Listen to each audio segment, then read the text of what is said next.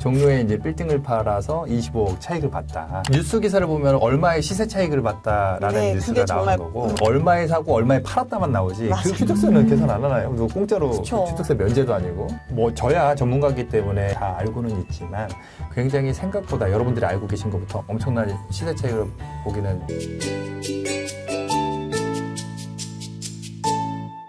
안녕하세요. 세무법인 넥스트 조남철 세무사. 안녕하세요. 빌딩로드 부동산 중개법인의 신하연 팀장입니다. 팀장님, 저희가 이전 영상에서 네. 법인 설립에 대한 기본적인 개념 프로세스와 주의사항을 알아봤다고 하게 되면 이번 시간에는 무엇을 또 물어보실 건가요? 저희 그 빌딩을 매매하러 오시는 고객분들이 제일 궁금해 하시는 게 어떤 빌딩을 매매했을 경우에 들어가는 세금과 그리고 매도하셨을 때 어떠한 세금들이 있는지, 그래서 결국에 이 시세 차익을 봤을 때 나에게 실제로 이득이 되는 금액이 얼마인지 이런 걸 궁금해 하시거든요. 예. 최근에 보니까 그 배우 송승헌 씨께서 빌딩을 매각하셨더라고요. 네. 종로에 있는 빌딩을 매각하셨는데 그 사례를 좀 통해서 얼마에 사셨고 얼마에 파셨는데 과연 송승헌 씨는 얼마를 버셨을까?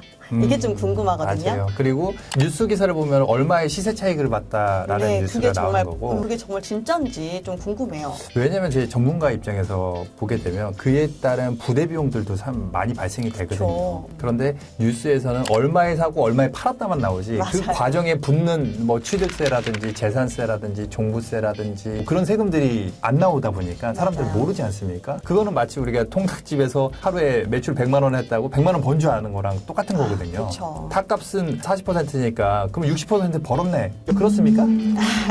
다른 부대 비용이 많이 들어가죠. 임대료 네. 들어가죠, 인건비 들어가죠, 뭐 세금 들어가죠, 공과금 들어가죠. 그러면 실제 마진율은 한 10% 남짓 플러스 마이너스 된다는 거죠.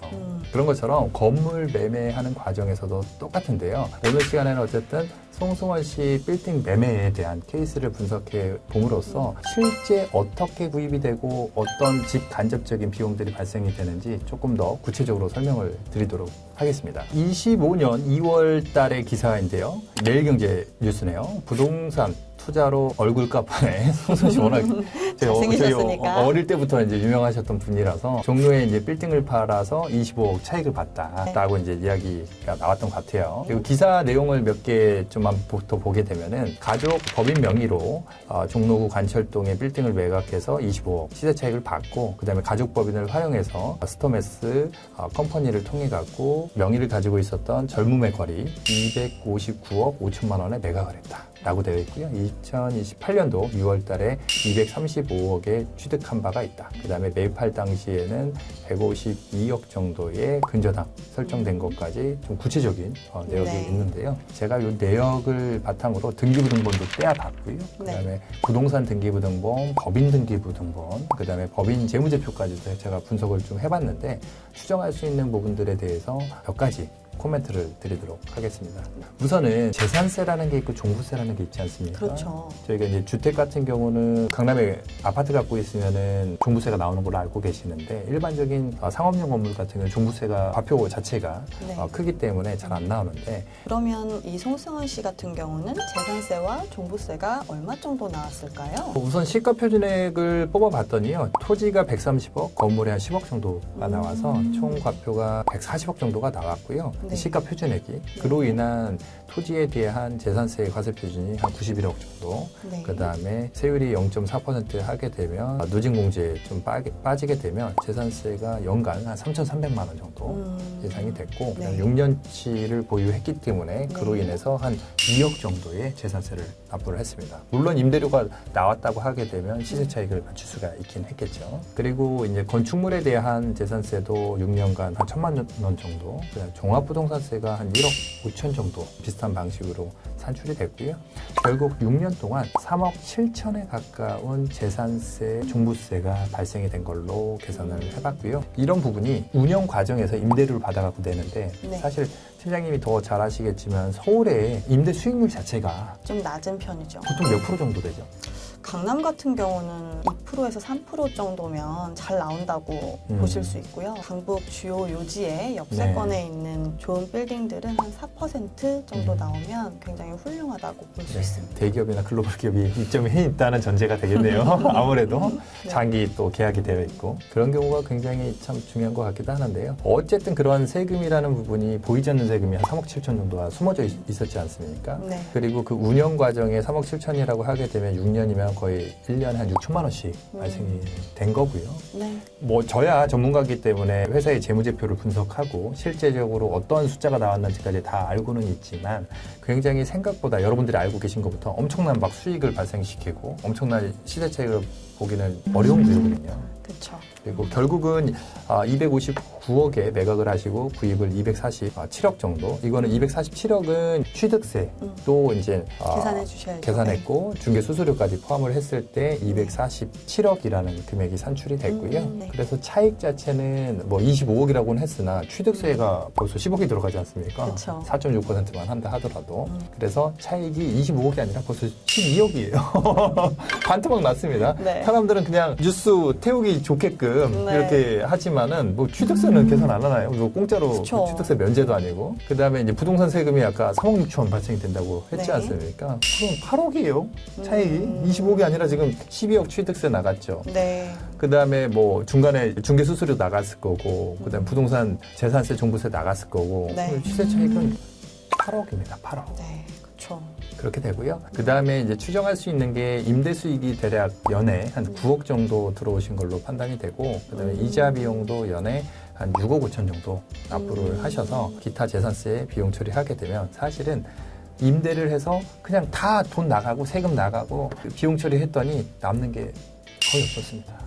예. 그런가요? 그래서 세금이 없다 보니까 그러면은 임대 수익에서 법인세를 좀 일부 내야 네. 되는데 벌어야 내는 거 아니겠습니까? 그쵸. 소득세라는 것도 네. 그렇고 법인도 그렇고 그러니까 평소에는 없고 그럼 결국은 제가 판단했을 때는 한 8억으로 판단이 되는데 어떤 그 유명한 유튜버 분께서도 이런 비슷한 영상을 올려주신 게 있는데 그 세금이 디테일하게 이렇게 분석하게 되면은 제가 말씀드렸던 이런 현실적인 이득보다는 굉장히 좀 적다라는 부분으로 이제 제가 파악을 했고요.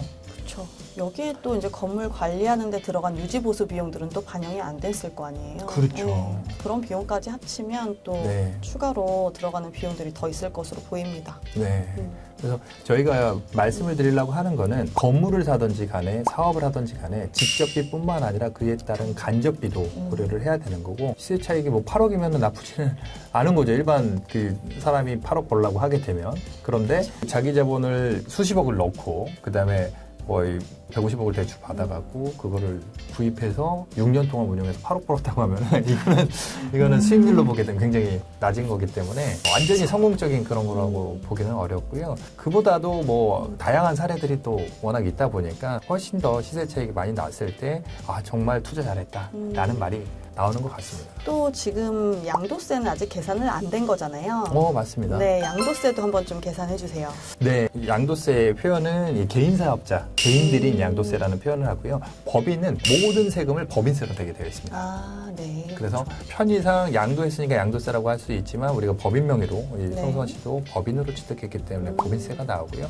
양도가액이 259억 5천, 그다음에 취득가액이 취득세와 중개비용 포함해서 247억 9천만 원 정도가 발생이 됐고요. 네. 그다음에 이제 매각에 따른 또 매각 수수료가 또 나갔을 거 아니겠습니까? 그렇죠. 그로 인한 어쨌든 차익이 한 9억 정도, 아까 8, 9억 정도 말씀드렸는데 9억이라고 가정을 했을 때는 그로 인한 또 법인세도 19% 또 내야 되지 않습니까? 네. 그러면은 그 부분이 한 1억 9천 정도 세금이 나옵니다. 확실히 네. 개인으로 매매를 했을 때보다는 양도했을 때 법인세로 내는 것이 훨씬 세금이 적긴 하네요. 그렇죠. 누진세가 기본 뭐 8,800, 1억 5천 넘어가면 35%, 38%, 40% 넘어가는데 법인은 어쨌든 이래나 저래나 19% 네. 지방세 별도이기 때문에 그 부분만큼 잉여금이 이 과정에서 한 7억 정도, 7억 3천 정도가 남는데 네. 7억 3천으로 레버리지 해갖고 또 재투자를 할 수도 있기는 합니다. 네. 송승헌 씨가 굉장히 많은 시세 차익을 냈다고 기사는 나왔는데 실제로는 큰 차익을 보지 못한 것으로 보이네요. 네, 맞습니다. 사실 저도 그 제 유튜브에 강호동 씨가 최근 신사동에 또 매각을 하신 네. 사례가 있거든요. 그래서 그 빌딩을 좀 분석해 봤을 때 기사에 나왔던 것보다는 확실히 시세 차익이 좀 더 적은 걸로 저도 판단을 했어요. 네. 그것도 이렇게 구체적으로 세무사님께서 한 번 더 다뤄주시면 너무 좋을 것 같아요. 알겠습니다. 그 부동산을 매각하는 과정, 또 네. 학동역 근처에 유재석 씨가 또 빌딩 매입한 것도 있지 않습니까? 네, 그 네. 매입하는 과정에 있어서도 세금을 어떻게 내셨는지 저희는 뭐 부동산 등기부 등본, 법인 등기부 등본 떼게 되면 뭐 자본금이 얼마인지, 얼마 대출 받았는지 다 역산이 되지 않습니까? 네.